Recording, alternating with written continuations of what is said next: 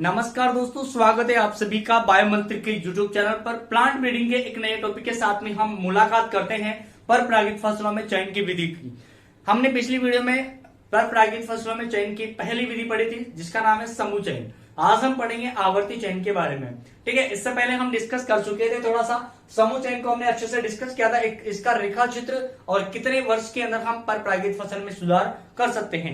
आज हम एक नई विधि को पढ़ेंगे, आवर्ती चयन, रिकरेंट सिलेक्शन, जिसमें सर्वप्रथम किस वैज्ञानिक ने बताया था? तो हेज गार्बर ने बताया था सन 1919 में, और स्वतंत्र रूप इसको दिया था किसने? ईस्टवर्थ जोन्स ने सन 1920 में। इसके बाद हम बात करते हैं आवर्ती चयन के प्रकार कौन कौन से हैं। ठीक है, टाइप ऑफ रिकरेंट सिलेक्शन। सबसे पहला टाइप हमारे सामने यहाँ पर आता है सरल आवर्ती चयन।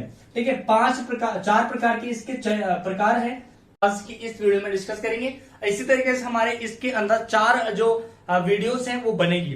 ठीक है, इस तरीके से आपको शानदार तरीके से यहाँ पर बोर्ड पर फोकस करना है और सभी वीडियोस को अच्छे से देखना है। सबसे पहला है हमारे पास में यहाँ पर सरल आवर्ती चयन।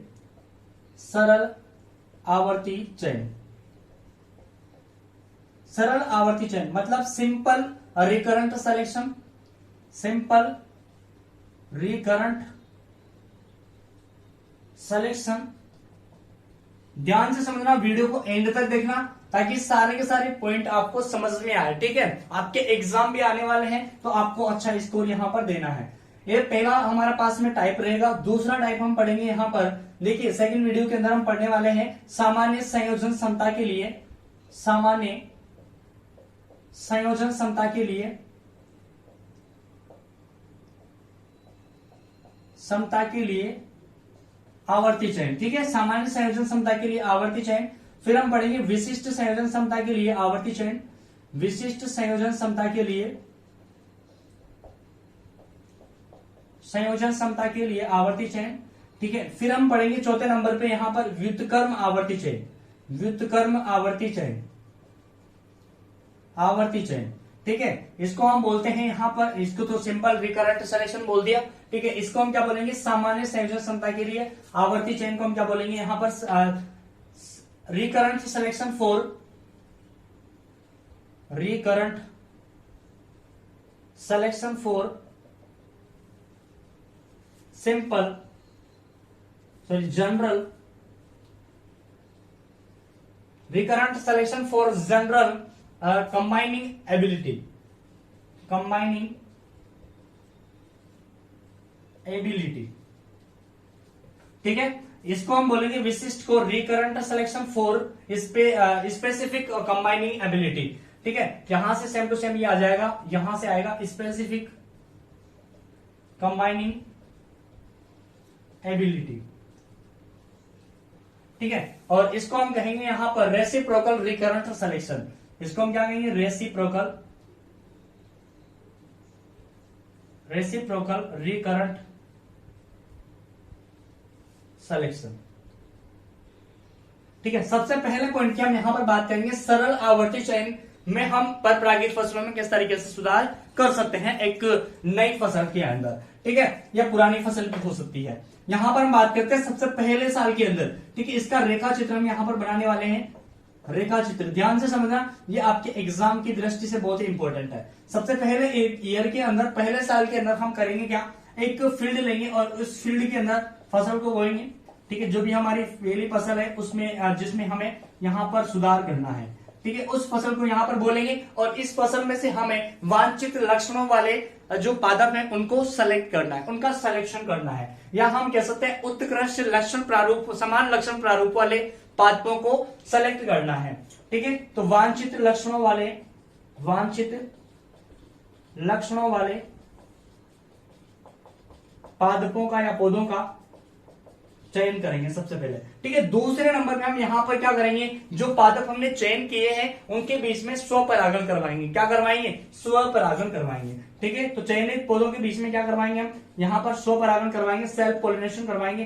तीसरे नंबर पे हम यहाँ क्या करेंगे? जो स्वपरागण कराने के बाद में इन पादपों से जो बीज मिलेंगे उन बीजों को अलग अलग रखेंगे। ठीक है, तो यहां से हमने ये कुछ डिजायर प्लांट्स जो हैं इनका सिलेक्शन कर लिया है और इन प्लांट्स के अंदर हमने स्वपरागण की क्रिया करवाई और स्वपरागण की क्रिया करवाने के बाद में जो हमें इन पादपों से बीज मिलेंगे उन बीजों को क्या करेंगे, अलग अलग रखेंगे, मिश्रित नहीं करेंगे। मिश्रित हम समूह चयन के अंदर कर रहे थे, बीजों को अलग अलग रखेंगे,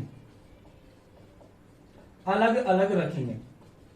ठीक है, यहां तक आपको बात क्लियर हो जाती है। जब अलग अलग रखते हैं तो इन बीजों से हमें क्या करना है, नेक्स्ट ईयर के अंदर एकल पादप संततियों को उगाना है। एकल पादप संततियां क्या होती है, अलग अलग रो के अंदर अलग अलग पादपों को उगाना। ठीक है, तो यहां से सेकेंड ईयर के अंदर हम क्या करेंगे, देखिए ये है अलग अलग रो के अंदर प्लांट्स को हम ग्रो करवाएंगे। ठीक है, तो इसको हम कहते हैं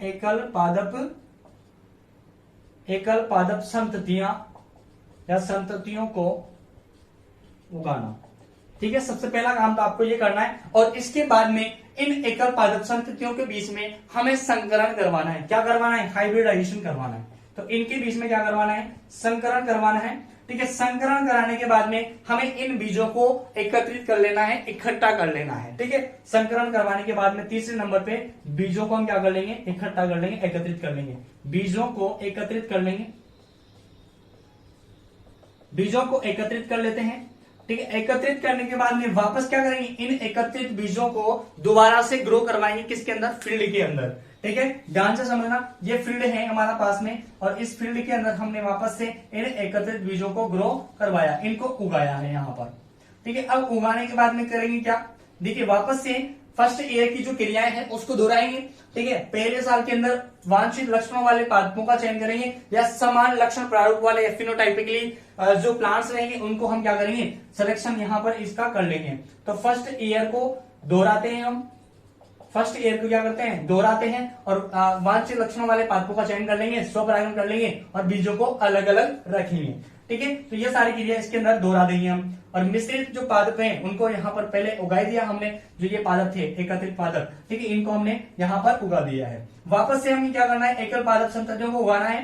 ठीक है, यहाँ पर जो है फर्स्ट जो सिलेक्शन है, फर्स्ट जो सिलेक्शन चक्र है वो कंप्लीट हो जाता है। यहां से मैं लिख लेता हूं फर्स्ट सिलेक्शन या फर्स्ट चयन, पहला चयन चक्र कंप्लीट हो जाता है। ठीक है, इसके बाद में इससे जो पादप प्राप्त होंगे हमारे पास में, देखिए यहां पर भी एकल पादप संततियों को उगाएंगे हम। ये पहला पॉइंट, इसके अंदर मैं लिख सकता हूं कि सेकंड ईयर की जो प्रोसेस है, सेकंड ईयर की जो प्रक्रिया है उसको दोहराते हैं। ठीक है, सेकंड ईयर की प्रक्रिया को दोहराते हैं। ठीक है, बात समझ में आ रही है आप लोगों को, बात क्लियर हो रही होगी। ठीक है, पादप संततियों को उगाना है, संकरण करवाना है और बीजों को इकट्ठा कर लेना है।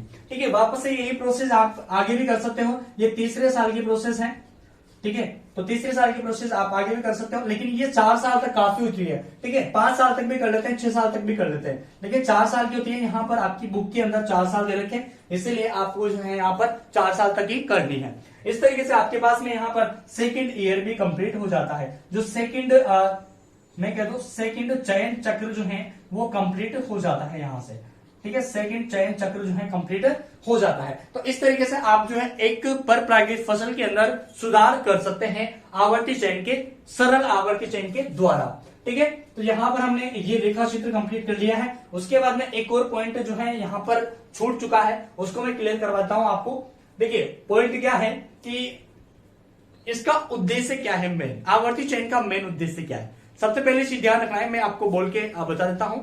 ठीक है, सबसे पहले चीज आपको ध्यान रखनी है कि किसी भी पादप के या परपरागित जो फसलें हैं उनके एक विशेष या विशिष्ट लक्षण के लिए जीन प्रारूपों को एक समष्टि के अंदर एकत्रित करना। क्या बोला मैंने कि किसी भी विशिष्ट पादप या विशिष्ट लक्षण के लिए अलग अलग प्रकार के जीनों को एक समूह के अंदर या एक समष्टि में एकत्रित करना पहला मुख्य उद्देश्य है। दूसरा उद्देश्य है कि इनके अंदर जो आनुवांशिक विविधता है वो बनी रहे। क्या रहे, आनुवांशिक विविधता बनी रहे। ये दोनों के दोनों इसके मेन उद्देश्य रहते हैं। तो गाइज आई होप आपको वीडियो अच्छी लगी होगी। अगर वीडियो अच्छी लगी है तो वीडियो को लाइक शेयर कमेंट करना बिल्कुल ना भूले। गाइज आज के लिए इतना ही, बाकी फिर से मिलते हैं अपन नेक्स्ट टॉपिक के साथ में। तब तक के लिए जय हिंद, जय Bharat, okay bye, take care.